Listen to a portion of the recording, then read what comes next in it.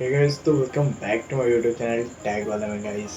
And आज हम बनाने वाला है कुछ तो बनाने वाला है। वैसे उसका नाम मेरे को भी नहीं पता है। और आउटफिट देख के, फाइनल लुक देख के भाई आप लोग कमेंट करना कि आज हम जो बना रहे हैं भाई इसका नाम गैस करना कि क्या हो सकता है। और गाइस इसको बनाने के लिए जो हमको चाहिए होगा वो सबसे पहले चाहिए होगा हमको एक गियर मोटर कुछ इस टाइप का।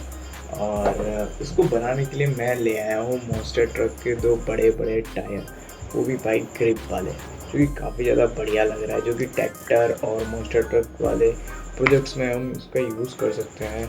तो और इसके साथ में हमको चाहिए होगा एक स्विच। मेरे पास भाई यही स्विच है कबाड़ कबाड़ वाला, तो कोई दिक्कत नहीं है। और एक चाहिए होगा हमारे पास ये फर्जी बैटरी, मतलब चार्ज है भाई, अच्छा चलता है बैटरी।